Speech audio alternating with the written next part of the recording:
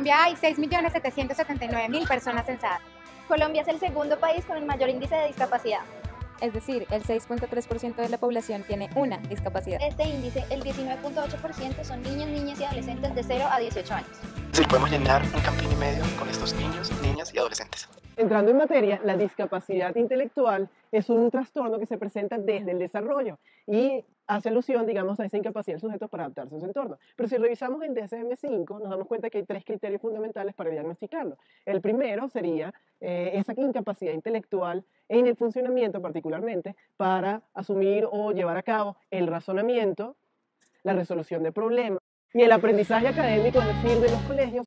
El segundo criterio hace alusión a las deficiencias en el comportamiento adaptativo. Esto quiere decir que el sujeto no se puede comportar de una manera adecuada en su ambiente, o se le dificulta comportarse de una manera adecuada en su ambiente sociocultural y llevar a cabo sus responsabilidades de manera adecuada. El tercer criterio sería que estas deficiencias empiezan cuando el chico está en su pleno desarrollo. Es decir, en todo el proceso de desarrollo se empiezan a vislumbrar deficiencias como esta. La otra referencia que hay que tener en cuenta es el CIE-10. Plantea que este diagnóstico es denominado o caracterizado como retraso mental. Tiene distintos niveles. Tienes nivel simple, moderado, grave y profundo. Esta caracterización se determina específicamente por el coeficiente intelectual. Ese coeficiente intelectual tiene muchísimo peso. Profesionales en psicología plantean que este diagnóstico no se debe ver como absolutista o absoluto, sino como un continuo en el cual se puede trabajar esas dificultades particulares del individuo en términos de la intelectualidad y el funcionamiento, y trabajar un poco en el contexto de ellos con el fin de que ellos puedan, digamos, llevar a cabo aquellas demandas que le exige su entorno y finalmente tengan una calidad de vida muchísimo más digna en cuanto a su participación. Dentro del marco explicativo, encontramos el modelo teórico multidimensional. Esta es la noción actual del funcionamiento humano y se compone de dos cosas. La primera, 5 dimensiones. El segundo elemento es la descripción de los apoyos en el funcionamiento del individuo.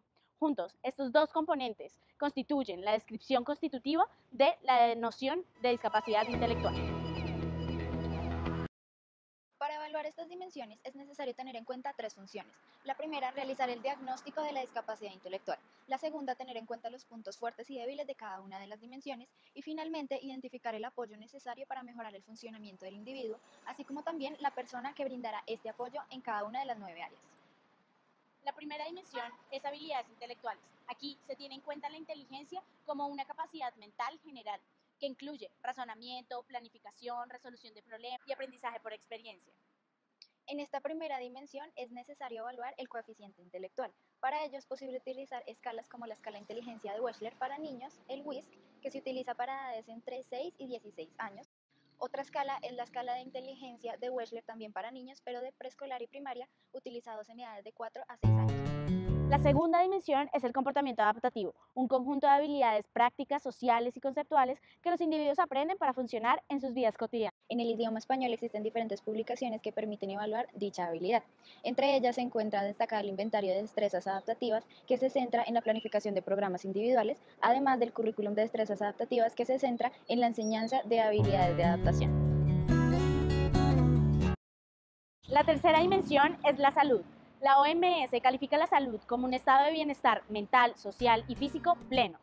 La salud física o mental de una persona puede dificultar o facilitar su funcionamiento. En las personas con discapacidad intelectual es necesario tener en cuenta que muchas veces se puede dificultar que reconozcan si tienen o no una enfermedad tanto física como mental, si necesitan un tratamiento y qué síntomas pueden venir con ello. La cuarta dimensión es la participación y hace alusión al rendimiento que tienen las personas en las actividades sociales, es decir, a los roles e interacciones que tienen en las diferentes áreas de su vida. Para evaluar la participación es necesario utilizar la observación directa en las interacciones que tiene el niño en sus diferentes actividades diarias, así como también los roles sociales que ocupan diferentes contextos, como la familia, el contexto o actividades de orden social.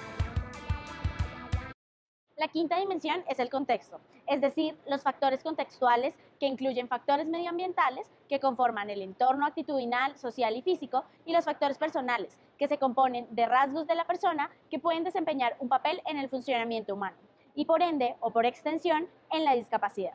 Esta dimensión no es posible evaluarla por medio de pruebas estandarizadas, puesto que se tiene en cuenta como un componente importante del juicio clínico para poder evaluar el funcionamiento general del individuo. Dentro de las causas de la discapacidad intelectual encontramos predisposición genética, exposición a ambientes hostiles, vulnerabilidad en el desarrollo y la interacción entre el contexto y el ambiente. La AAMR considera 4 factores de riesgo: biológicos, sociales, comportamentales y educacionales. La discapacidad intelectual es diagnosticada antes de los 18 años. El 87% de la población con esta discapacidad es un tanto más lenta que el promedio a la hora de adquirir nuevas habilidades y destrezas. Por lo tanto, estas limitaciones se hacen más visibles cuando empiezan su vida escolar. Los pacientes diagnosticados con discapacidad intelectual son un grupo muy heterogéneo. Esto implica que la comorbilidad con otros trastornos y conductas son muy específicas. En cuanto a los trastornos, encontramos los disruptivos, como el TDAH, trastorno posicionista desafiante, trastorno dismórfico corporal. Existen también los afectivos, como depresión mayor, trastorno afectivo bipolar, y los ansiosos, como X frágil, trastorno de estrés postraumático, obsesivo compulsivo y abuso sexual. También encontramos los trastornos generalizados del desarrollo, que son los autistas, y los esquizofrénicos. También se encuentra el uso de sustancias psicoactivas o como lo son el alcohol. En cuanto a las conductas, se encuentra una vida sexual difícil, conductas autolesivas, de impulsividad, irritabilidad y problemas con la alimentación. Teniendo en cuenta las múltiples comorbilidades que existen en la discapacidad intelectual, se hace un poco tedioso el diagnóstico diferencial. Sin embargo, hay que tener en cuenta diferentes factores. Como primera instancia, se debe descartar un ambiente de privación, abuso sexual, negligencia por parte de los padres, alteraciones auditivas y visuales. En los países como Colombia, se debe tener en cuenta la desnutrición y una pobre estimulación temprana. Para evaluar la discapacidad intelectual es necesario ser multimétodo y multidisciplinar. Es necesario tener en cuenta el nivel cognitivo y la capacidad de comunicación que pueda tener el niño. Además, es necesario tener en cuenta la información que puedan proporcionar los padres, cuidadores o profesores, cubriendo aspectos importantes como el manejo de las conductas actuales por parte de los cuidadores, tratamientos previos, instituciones en las que se han encontrado programas y resultados de dichos programas. Es necesario registrar aspectos como la expresión del afecto, control de impulsos, el nivel de atención y actividad que esté teniendo, momentos repetitivos y comportamientos inusuales,